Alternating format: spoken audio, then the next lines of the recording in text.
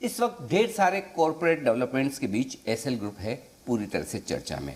और आइए इसी खास चर्चाओं के बीच हम मुलाकात करने जा रहे हैं एसएल ग्रुप के चेयरमैन और राज्यसभा सांसद डॉक्टर सुभाष चंद्रा से। सर, बहुत बहुत स्वागत है जी मीडिया पर। ढेर सारी बातें आपसे करनी है। मैं सोच रहा हूँ कि शुरुआत इस बात से की जाए कि इस वक्त इस बदलते हुए माहौल में एसएल ग्रुप को लेकर आपका विज़न क्या है? किस तरह से आप इस ग्रुप को आगे बढ़ाने के बारे में सोच रहे हैं? और जैसा हमेशा आपको ये माना जाता है कि आप कुछ न कुछ नए बिजनेसेस के बारे में सोचते हैं, टेक्नोलॉजी के बारे में सोचते हैं, बदलते हुए माहौल में आप किस तरह से 5 साल का विज़न रखकर अपने ग्रुप को आगे ले जाना चाहते हैं? सबसे पहले तो आपके सभी दर्शकों को मेरा प्रणाम, नमस्कार। और आगे आने वाला समय या अभी का भी समय मैं समझता हूँ कि प्रेजेंट सरकार, भारत सरकार जो है, उन मोदी जी के प्राइम मिनिस्टर के नेतृत्व में बहुत अच्छा वातावरण इस समय भी है और आगे भी अच्छा वातावरण रहेगा। पॉजिटिव माहौल है, पॉजिटिविटी है। उसको देखते हुए और जैसा आपने कहा कि हम कुछ नया ही सोचेंगे, नया ही करेंगे जी। और उस दिशा में कुछ चीज़ों पर काम चल रहे हैं। काम तो हमारे यहाँ कभी रुके नहीं। पिछले कुछ कभी न कभी हर जगह हर समय हमारे किचन में कुछ ना कुछ पकता ही रहता है और जब वो ठीक से पक के आ जाता है तो वो डिश को फिर आगे सामने पेश किया जाता है। तो पर फिलहाल जो चीज़ें हमारे साथ कुछ हुई, जो कुछ गलतियां मैंने की पीछे, उन गलतियों की वजह से हम फाइनेंशियल डिफ़िकल्टी में आए। उस चीज़ों को निपटाने में हमको 2-2.5 साल लग गए, लगभग निपटाया है जी। कुछ एक बाकी हैं। आई एम श्योर आपके वो प्रश्न भी होंगे जी। उनके बारे में जब आप प्रश्न करेंगे तो चर्चा करेंगे। लेकिन इस दौरान में जितना भी समय मुझे मिला है उसमें मैंने नई टेक्नोलॉजी को समझा है, नई जो चीज़ें हो रही हैं विश्व में वो समझा है। और जो इंटरनेट का जो नेक्स्ट वर्जन है जिसको दुनिया आज सब बात कर रहे हैं, मेटावर्स की, कोई नए कॉइन्स की, क्रिप्टो करेंसी की बात करते हैं जी। कोई एनएफटी की बात करते हैं, मेटावर्स नाम की बड़ी चर्चा हो रही है जी। तो इन सब को समझने करने में मैंने एक उसको नया नाम दिया है। मेटावर्स नहीं कहूँगा, इन सबको मिला के मैं ये कहूँगा मायावर्स। मायावर्स, हाँ। ओके। तो ये मायावर्स का समय है जहाँ पे आज भी हम देख रहे हैं कि इंटरनेट और डिजिटल टेक्नोलॉजी जो है उसमें कोई आवश्यकता नहीं कि कोई चीज़ प्रत्यक्ष और रूप से हो और आप किसी चीज़ को पकड़ के देख के जांच परख के लें, बेचें, कुछ करें जी। पैसे गिनती करके वो आदमी बेचने वाला ले और दे। तो ये सब चीज़ें बहुत पास की हो गई। तो मायावर्स का ज़माना है तो कुछ ना कुछ नया वैसे ही करके बताएंगे। लेकिन उससे पहले अपने हाथ के जो, क्योंकि हमने ये सीखा है कि अपने गोद वाले के बच्चे को छोड़ के पेट वाले की आस नहीं करनी चाहिए। ठीक बात है। तो इसलिए जो जी मीडिया की जो डिजिटल पब्लिशिंग का एफर्ट है उसको हमने पिछले 1 साल में बहुत स्ट्रेंथन किया। साल भर पहले, 1.25 साल पहले जी न्यूज़ और उसके जितने भी संबंधित डिजिटल वेबसाइट्स हैं, india.com है, उनके ऊपर सब मिला के 100 मिलियन मंथली एक्टिव यूज़र थे। और मुझे खुशी है आपके माध्यम से आपके दर्शकों को बताते हुए कि आज हम 300 मिलियन पर 1 साल में पहुंच गए। और इसमें हमारा टारगेट जो है अगले 3 साल का, जी, 1 बिलियन यानी 100 करोड़ लोगों तक पहुंचने का है। बिल्कुल। और हम पहुंच जाएंगे। उसके अंदर हम 3 चीज़ें अप्लाई करेंगे। एक, हमारे कंटेंट की स्ट्रेटजी ठीक से करेंगे। दूसरा, उसको टेक्नोलॉजिकली कैसे सुविधाजनक बनाया जाए, टेक्नोलॉजी का इस्तेमाल कैसे किया जाए, वो दूसरा पार्ट है। और तीसरा, उसका मोनेटाइजेशन कैसे ठीक से हो। इन तीनों चीज़ें करेंगे। इससे बहुत बड़ी वैल्यू अनलॉक होगी आने वाले समय में। निश्चित रूप से सर, मैं ये कह सकता हूँ कि वो थीम पार्क के ज़माने से, जब एसएल वर्ल्ड कोई सोचता नहीं था कि हिंदुस्तान में ऐसा थीम पार्क होगा, वहाँ से क्रूज़ जो पहला आपने शुरू किया, तब से लेकर चाहे वो जी टीवी एंटरटेनमेंट वाला हो या न्यूज़ वाला हो, और कई सारे ऐसे बिजनेसेस जो आपने विज़न देखकर किए। तो अब जो डिजिटल और टेक्नोलॉजी पर फोकस है, उस पर भी मैं आऊँगा, लेकिन उससे पहले कुछ और ऐसे सवाल हैं जिनके जवाब काफ़ी दर्शक जानना सुनना चाहते हैं। सबसे बड़ा जो सवाल है वो डेट रिजोल्यूशन को लेकर है। आपने पिछली बार कहा था कि लगभग 90% हम डेट रिजोल्यूशन कर चुके हैं। इस वक्त ग्रुप की डेट को लेकर क्या सिचुएशन है और कितना रिजोल्यूशन हो चुका है?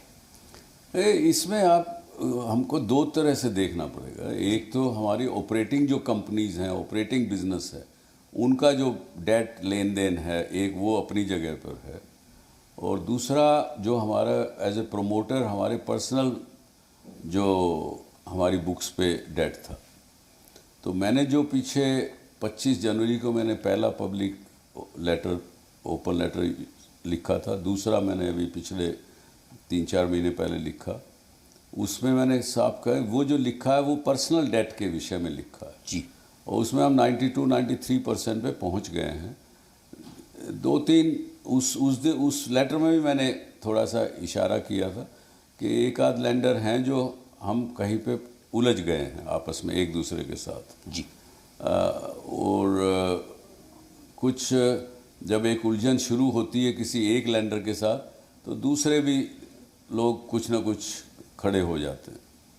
बाकी कुछ जो आज के दिन आपको दिखने में आ रहा है, जो पब्लिक डोमेन में आ रहा है, कुछ चीज़ें हैं जो ऑपरेटिंग कंपनियों की डेट की सवाल है। और ऑपरेटिंग कंपनियों में ज़्यादातर हमारे जो एसएल इंफ्रा के जो इंफ्रास्ट्रक्चर रिलेटेड बिजनेस के थे, उनका एक प्रश्न है। वो क्योंकि मैंने पहले भी कहा है कि इंफ्रास्ट्रक्चर बिजनेस में हम गए, वो गलती की, और जिस ढंग से हमने उस बिज़नेस को चलाया, जिन लोगों को उनको चलाने के लिए छोड़ दिया, गलत लोगों को हायर कर लिया, उसकी वजह से नुकसान बढ़े हुए हैं।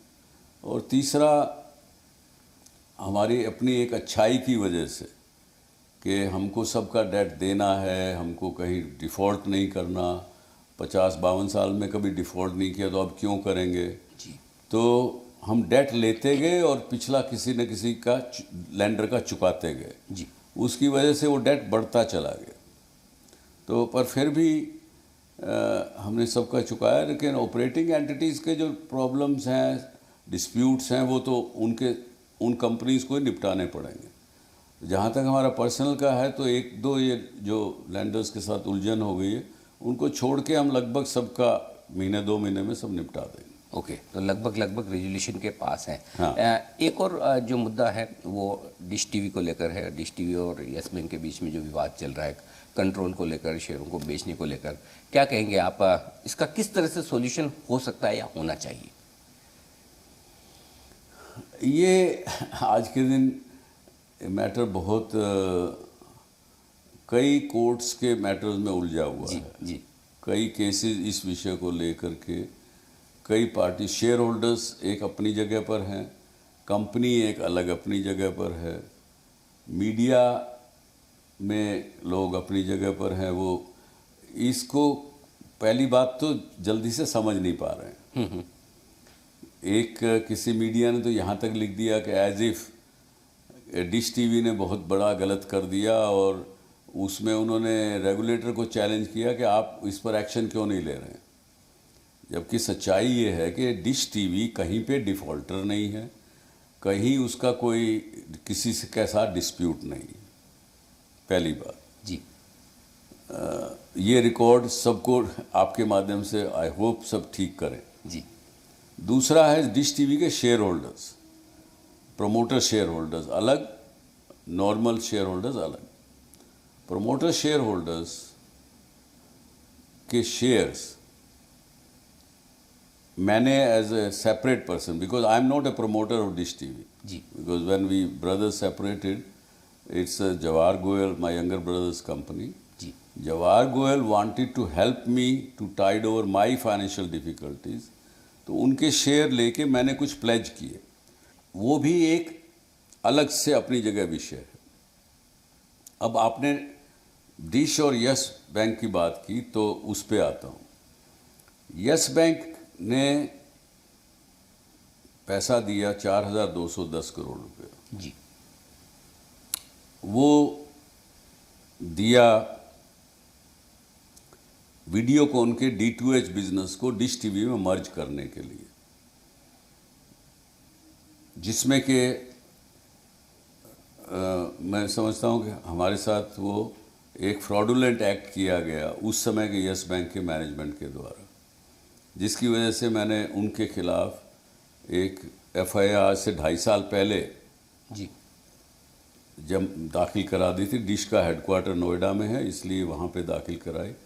वो एक अपनी जगह पर है. वो जब इंक्वायरी पूरी होगी तब पता लगेगा कि वेदर फ्रॉड हमारे साथ हुआ या हमने कोई गलत किया या किसने किसके साथ गलत किया, वो उस विषय तब तय होगा. तो वो भी एक अलग विषय है. पर उसको, और जो लोग आज मीडिया में चला रहे हैं, लिख रहे हैं, वो इन सब चीज़ों को मिक्स कर दिए हैं. उनको समझ ही नहीं आ रहा कि है क्या ये विषय. और बहुत सारे लोग ये कह रहे हैं कि डिश टीवी के प्रमोटर्स डिश टीवी बेचना चाहते हैं. कई सारे लोगों से बातचीत चल रही है, या फिर यस बैंक बात कर रहा है कि हम किसी को बेचना चाहते हैं. इसके बारे में क्या कहना है? हाँ, तो मैं यही कह रहा हूँ, बहुत सी चीज़ें मिक्स कर गए हैं लोग, और लोग पूरी तरह समझ नहीं पा रहे हैं. जी, मुझे भी आज ज़्यादा इसलिए मैं नहीं कह पाऊंगा. मैंने इतने ही कह रहा हूँ कि ये अलग अलग विषय हैं. जी, जी, एक विषय जहाँ पे आके मुद्दा हमारा डिसएग्रीमेंट है यस बैंक के साथ, डिश टीवी के promoter share holders Bombay high court में हैं, बॉम्बे हाई कोर्ट के सामने हैं. वो कोर्ट मैटर अभी सुनवाई चालू है उसकी. उसमें उन्होंने, हम शेयर होल्डर्स ने ये कहा है कि मैंने, ठीक है साहब, शेयर प्लेज किए, लेकिन शेयर प्लेज करके पैसा लेने में जो लेंडर है उसके अधिकार क्या हैं? Can he claim as a share holder कि मैं शेयर होल्डर हूं? उस शेयर्स को इन्वोक करने के बाद can he become shareholder, और ही कैन इन्वोक दो shares for recovery of its debt. जी, तो इसलिए वो विषय कोर्ट ने अभी तक कोई निर्णय दिया नहीं है. देखिए, वो विषय कोर्ट के सामने है कि एक तो लेंडर के अधिकार क्या हैं शेयर प्लेज करने पर, प्लेज लेने पर, और प्लेज इन्वोक करने पर वो क्या कर सकता है और क्या नहीं कर सकता. ठीक बात है. हमने भी यही कहा है यस बैंक को कि आप बताइए, पहले तो आप लेंडर हैं मेरे, मुझे आपने पैसा लेंड किया है, लेंडर हैं आप, तो वो फिर उस ढंग से हम बैठ के बात करते हैं. जी, आप अगर अपने आप को शेयर होल्डर कह रहे हैं डिश टीवी का, तो हम आपसे उस तरह से बात करेंगे एज ए शेयर होल्डर. अगर आप शेयर होल्डर बन गए, जितने शेयर आपके पास प्लेज थे, आप शेयर होल्डर बन गए, तो फिर आपका डेट कहाँ रहा? ठीक बात. फिर तो आपने इन्वोक कर लिया, क्योंकि आपने शेयर ले लिए, इन्वोक कर लिए, लेकिन आपने अभी तक क्रेडिट नहीं दिया उसका. जो लेंडर, जो बोरोवर था, उसके खाते में आपने कोई पैसा जमा नहीं किया कि भाई मैंने इन्वोक कर लिए. आज 2 साल से शेयर इन्वोक करके बैठे हैं. मतलब आपने शेयर अपने नाम में भी कर लिया और उसकी क्रेडिट भी नहीं दे रहे, कीमत भी नहीं दे रहे, आप बता भी नहीं रहे, डेट भी कम नहीं कर रहे. हाँ, डेट तो कम करोगे कि नहीं करोगे? तो वो भी नहीं कर रहे हैं. तो आप शेयर होल्डर हैं. आपने रिजर्व बैंक को खुद लिखा है कि जी मैं इस कंपनी के शेयर 26% के लगभग है वो ले रहा हूँ, जो कि RBI की गाइडलाइन के विरोध में है. मैं फिर भी ले रहा हूँ क्योंकि मुझे मेरा डेट रिकवर करना है. मैं इन शेयर को अगले 6-8 महीने में बेच दूंगा. ये राइटिंग में आप रिजर्व बैंक को दे रहे हैं, लेकिन ना तो आप बेच रहे हैं, ना आप क्रेडिट दे रहे हैं, ना कुछ कर रहे हैं. प्रमोटर, एज ए प्रमोटर हम लोग उनसे मिले, हमने कहा आप कंपनी लेना चाहते हैं? तो उनके मेजर शेयर होल्डर हैं state bank of India, state bank of India chairman ने कहा, अरे भाई अपना बैंक ठीक से चला लें तो बहुत है, सुभाष जी आपकी कंपनी लेके क्या करेंगे, ये कंपनी थोड़े चला सकेंगे। ठीक बात। मैंने कहा जी अगर लेना चाहते हो तो मैं जवाहर जी से बात करता हूँ, ले लें कंपनी। जवाहर जी ने भी जाके उनको कह दिया आप लेना चाहते हो ले लीजिए। उन्होंने नोटिस जरूर भेज दिया कि आप शेयर डायरेक्टर्स बदलो, और उनको कहते आके कंपनी टेक ओवर कर लीजिए, तो आ नहीं रहे हैं। तो ये कन्फ्यूजन है। और वे बाद में फिर वो उकसा रहे हैं कंपनी लॉ बोर्ड को, उनको चिट्ठियां लिख रहे हैं, कभी सेबी को चिट्ठी लिख रहे हैं। तो भाई वो लोग जानते हैं कि कौन क्या है। मिनिस्ट्री ऑफ कॉरपोरेट अफेयर ने पूरा इस बात की तहकीकात कर ली है। आपस हम कंपनी से पूछा गया है, कंपनी को बुलाया गया है, सारी डिटेल ली गई है। तीसरी तरफ आप क्या करते हैं, एज ए बैंकर आप सबको फ़ोन करते हैं शेयर होल्डर्स की जब मीटिंग होती है कि आप सब इनके विरोध में मत दीजिए, रेजोल्यूशन पास मत होने दीजिए, अकाउंट पास मत होने दीजिए। जब एक स्टेट बैंक ऑफ इंडिया का चेयरमैन फ़ोन करेगा इंस्टीट्यूशनल शेयर होल्डर्स को, 60% शेयर होल्डर्स को, तो वो क्या करेंगे? वो क्या स्टेट बैंक ऑफ इंडिया के विरोध में जाएंगे क्या? उन्होंने नेचुरली उन्होंने कहा कि जवाहर जी, सुभाष जी, हम स्टेट बैंक के विरोध में नहीं जा सकते, हमको आपके विरोध में ये रेजोल्यूशन है उनके विरोध में मत देना पड़ेगा।